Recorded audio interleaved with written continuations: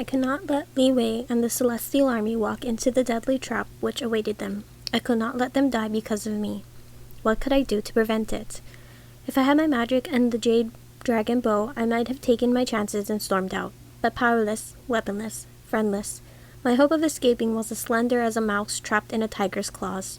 For now I had only my wits to depend on, and I reminded myself not every battle could be won with brute force. Sometimes it was water that could wear down stone. I had lashed out at Wenji as a child would, hurt, angry, and rash. My defiance only roused his suspicions of me, which made escape harder. I needed to convince him I had change of heart, to get him to lower his guard. Only then might I recover the pearls and escape. But he would not easily be duped. Tears might be useful, except Wenji had seen me slay monsters without flinching. Pleading would not work. His ambition was pitiless. Nor would it be easy to lie to him. He knew me too well. At least, he thought he did. Anger searing me as I recalled his arrogant assumptions. How could he ever imagine that I would fall in love with his vile plans? But perhaps I could use what he knew of me against him, to let him think he had swayed me to his side. He had tried to use my mother's freedom to tempt me. He believed I would do anything to save her, just as he had done to secure his position. He was wrong. I was not like him. My honor was precious to me, and I knew it was precious to my mother too. It was dark still, yet I threw aside the covers and rose to ready myself, my stomach churning as it always did the morning of a battle. This time, however, I had no weapons beyond smiles and words, neither of which I was adept at wielding. Instead of armor, I would be clad in silk. I rummaged through the closet, crammed with exquisite garments and vivid colors. How trivial and wrong this felt, to worry about my attire now. Yet a polished outward appearance would distract from the hollow lies I planned on uttering. Determined on this course, I pulled out a black robe which suited well my current mood. Feathered cranes were embroidered on its skirt, and when I touched the white wing, it fluttered, the bird soaring through the midnight silk. If only I could do the same. Hours passed, the sun rising higher in the sky. Still Wenji did not come. I thought bitterly, perhaps he was too busy planning for the slaughter tomorrow, setting his traps, plotting and scheming, while all I had accomplished so far was to scrape a sizable hole in the table. No, I could not just sit here and wait when those I cared for were in danger. If he did not come, I would seek him out, before it was too late. Striding to the doors, I rapped loudly upon them. Muted voices filtered through the silk-lined panel. "Don't answer. It's another trick," one whispered. "What if she's hurt, or something is wrong?" Another snorted. "Hurt? We'll be the ones hurt if we open the doors." I scowled to hear their suspicions, well-founded though they were. In my attempts to escape, I had clawed, kicked, and cursed them with abandon. Impatient now, I demanded, "I need to see Prince Wenji." His title felt awkward on my tongue. Silence greeted my request. Just when I thought they would refuse, that I might have to pound the doors down, they slid open. A shield shimmered around the 6 soldiers, their spears thrust toward me. Even in the bleakness of my predicament, I stifled the urge to laugh. Did they think me so fearsome? "Could you take me to Prince Wenji?" I asked in my sweetest tone, trying not to choke over the words. The guards exchanged flustered looks. After whispering amongst themselves, one of them hurried away. Was it in search of reinforcements? Not long after, a tall female soldier appeared, stalking down the corridor. Her features were striking, despite the suspicion in her clear brown eyes. She did not appear anything like the demons I had expected from Ping Er's tales. None of them did. Though I hated to admit it, the word demon had altered my perceptions, making me think the worst of them when they were no different from the rest of us. "I'm Captain Meng Qi of Crown Prince Wenji's personal guard. His Highness left orders not to be disturbed today," the newcomer announced with grim finality. But I would not return meekly to my room, in no mood to be so easily deflected. Prince Wenji told me I could see him whenever I wished. I lied badly, surprised by my own glibness. A young, pale-skinned soldier piped up. "His Highness is meditating before the bat." At the fierce glare from Captain Meng Qi, he shut his mouth and stepped back. I sighed, smoothing out the non-existent creases on my skirt. "Prince Wenji will be most displeased to learn of this." I brightened as though struck by a sudden idea. "Why don't you take me to him? If he declines to see me, we can come back right away."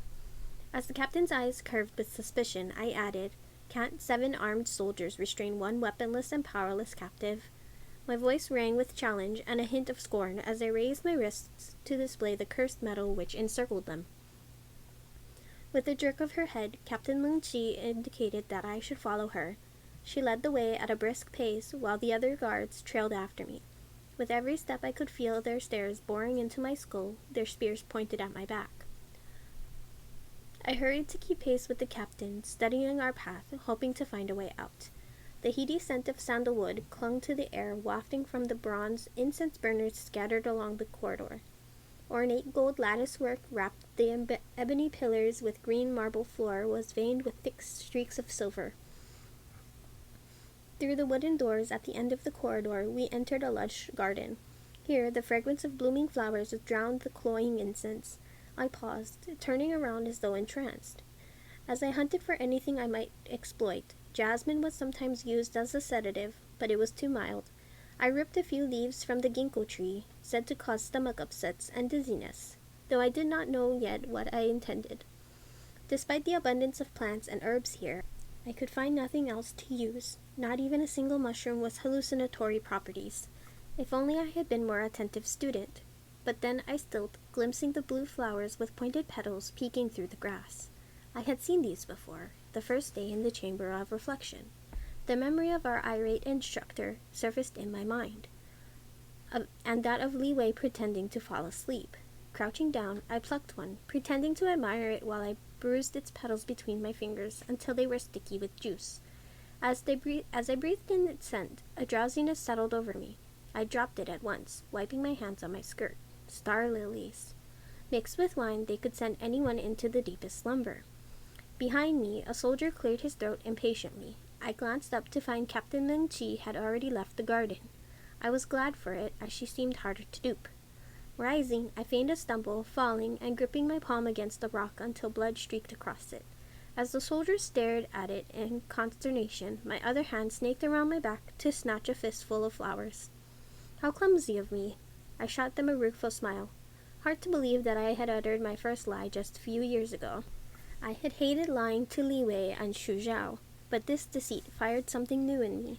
An unexpected satisfaction, an inner glee, almost of fooling my captors to repay Wen Xi in kind. I shook the dirt from my skirt, slipping the flowers into my pouch. As a shadow fell over me, I looked up to find a stranger standing before us. His clothes were magnificent, almost ostentatious, studded with precious gems which winked against the purple brocade. He seemed somewhat familiar, with those high cheekbones, his strong jaw, and thin lips. While some might find him attractive, the cunning restlessness in his expression repelled me. "Your Highness." The soldiers greeted him with a bow. "Another prince?" I thought to myself. Hardly surprising, as the Demon King was unwed, rumored to have dozens of concubines, many of whom would be vying for children to secure their influence and position. He ignored the others, his attention fixed on me. "And who might you be?" His tone was pleasant, but his yellowish eyes reminded me of a serpent hunting for its prey. I did not reply, unsure of what to say, certain that I would find no allies here. Fortunately, Captain Meng Qi appeared, striding toward us. She frowned at the sight of the stranger, although she bowed at him respectfully. "Captain Meng Qi, how rare to see you from a younger brother's side. Can you tell me who she is?" He gestured toward me. "Younger brother." I started, peering closer at him. Was this Prince Wenshuang, Wenji's hated sibling? "She is Crown Prince Wenji's guest," Captain Meng Qi replied in a level tone. A sudden menace swept over the man's face. Had the mention of Wenji's title infuriated him so? And had Captain Meng Qi done it to antagonize him, to avoid our detainment, or both? Prince Wenshuang cast a dazzling smile at me now, all trace of his ire gone.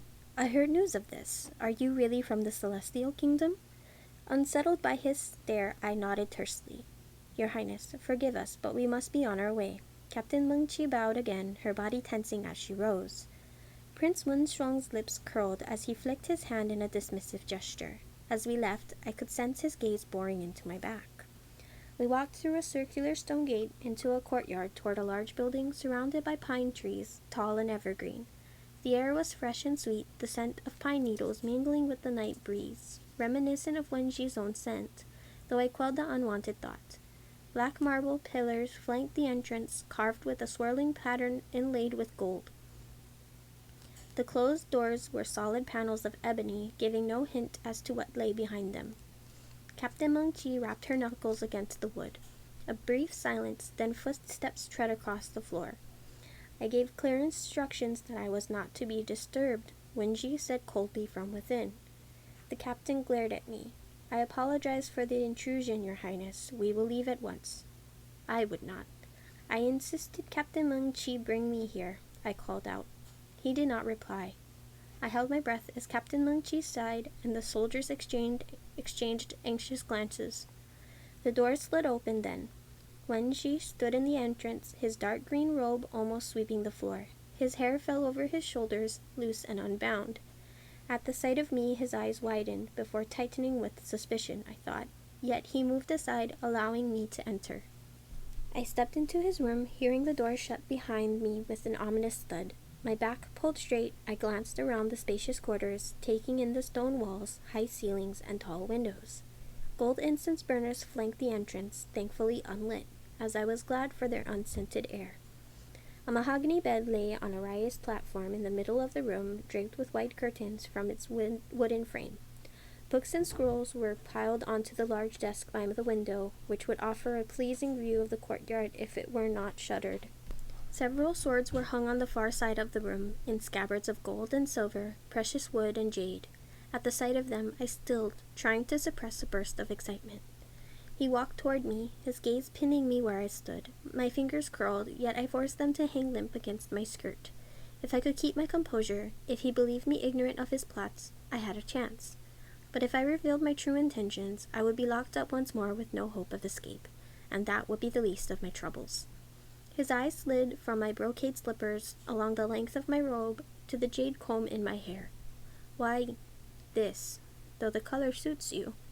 I shrugged. I was bored. A smile played on his lips. Did you miss me today? I stifled the urge to snarl at him. Harsh words would gain me nothing but a moment's childish satisfaction, undoing my own efforts to get here. Instead, I lifted my chin, fixing him with a challenging stare. Even if I did, I would not admit it. Why are you here, Xingyin? He asked bluntly. I want answers, I returned in kind. You have the pearls, the jade dragon bow. I am no longer of use to you. Why keep me here? He was silent for a moment, as though trying to decide what to say. Is it not obvious? My heart remains unchanged. I thought I would feel nothing but loathing for him, yet his simply spoken confession stirred something in me. Weak. That was what I was, and I cursed myself for it. Despite the tenderness of his words, I would never forget the vicious things he had done. He had claimed he cared for me, and then taken everything I held dear. If this was his love, I did not want it. I looked down at the floor, trying to appear confused, torn, undecided. What you said before, about us, our future, my mother, did you mean it? He leaned closer to me, so close a lock of his hair brushed my cheek. Are you no longer angry with me? Though his voice was soft, his stare was watchful and assessing. I drew a breath, trying to calm myself. I was angry before, furious. How could I not be after what you had done? Lifting my chin, I met his gaze. But you are right. What matters most is my mother's freedom. It's why I joined the army, what I've worked for all these years, and there's also... My voice trailed away then, though I hoped the implication was clear, that he would mistake the heat coloring my cheeks for desire and not the shame it was. You said you could help me free her. How? I asked urgently, like I was trying to test his sincerity rather than convince him of mine. He would not expect a disadvantaged opponent moving to attack rather than defend. It would be a reckless move, foolish even, but what did it matter when I had nothing more to lose? Once we overthrow the Celestial Kingdom, with the might of the dragons behind us, nothing will be beyond our reach. His tone was guarded, though his eyes shone startlingly bright. I forced myself to nod, inwardly seething that he believed the dragons were at his to command, even against their will, even though they might die for serving him so, as though it would be fair battle tomorrow, instead of the devious tactics he had planned to ambush the soldiers who had fought with him before. I buried my revulsion in the warm smile on my lips. Do I have your word? How it stung, letting him dangle before me the thing I wanted most in the world. More so, because it was still out of my reach. He blinked slowly in seeming disbelief, yet his mind was ever sharp. Are you willing to sever all your ties to the celestial kingdom? He countered, seeking the slightest crack in my composure. Did he mean leeway? I slipped on a mask of indifference. The celestial kingdom means nothing to me. The emperor imprisoned my mother. The empress treated me with spite and disdain. And as for their son, here I let a teasing note slide into my voice. Are you still jealous of him? He hurt me once, and I only helped him after because I hoped he would plead for my mother. It was what Li Wei had accused me of before, just what Wen Ji might believe given his own lack of scruples.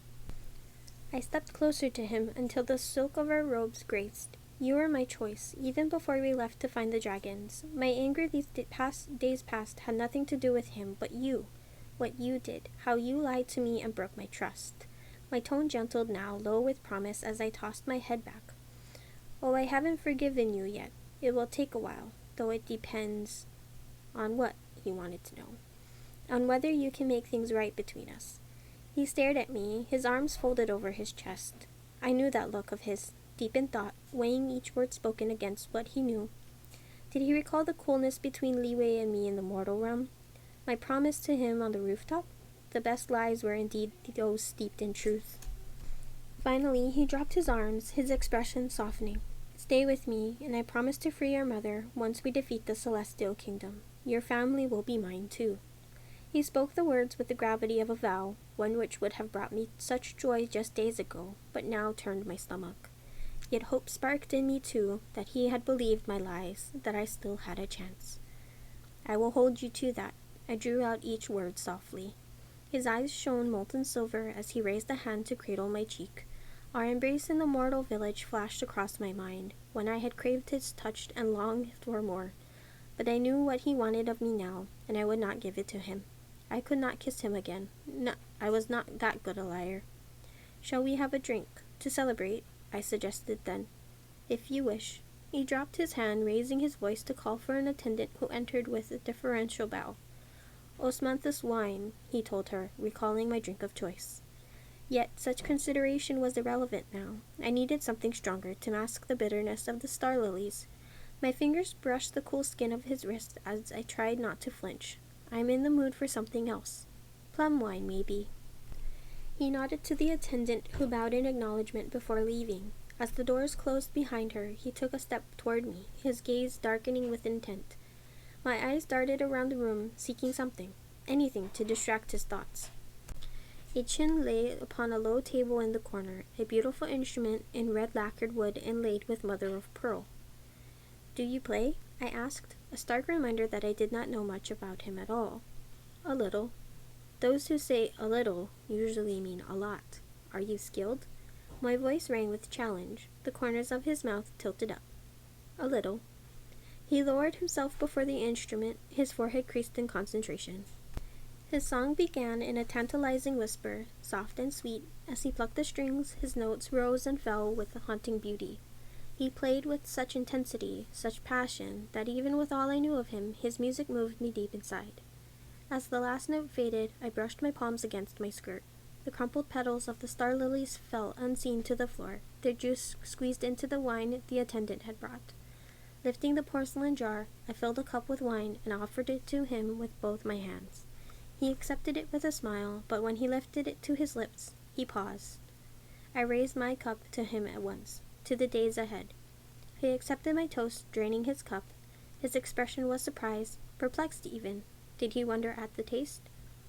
You play well, I said, a little too quickly, hoping to divert his attention. Not as well as you play the flute.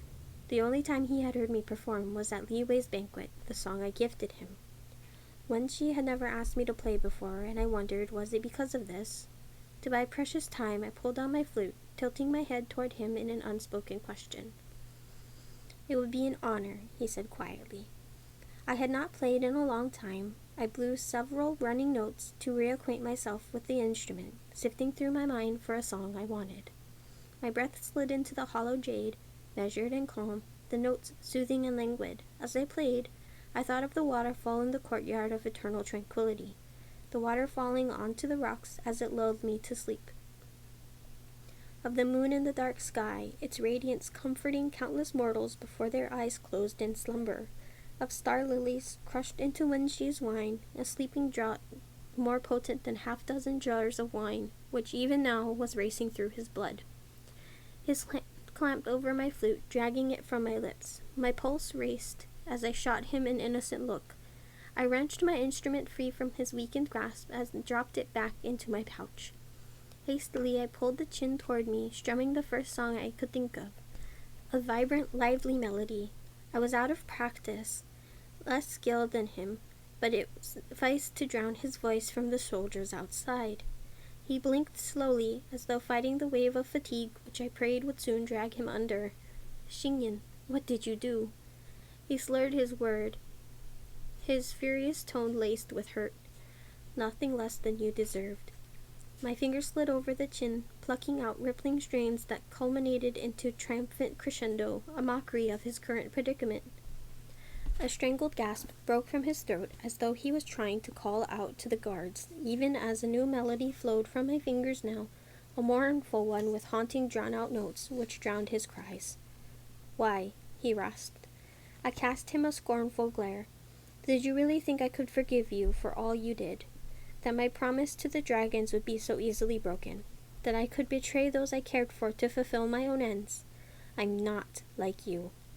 He fumbled at his waist, but there was no weapon by his side. Again, he tried to call to the guards, with his voice nothing more than a hoarse whisper.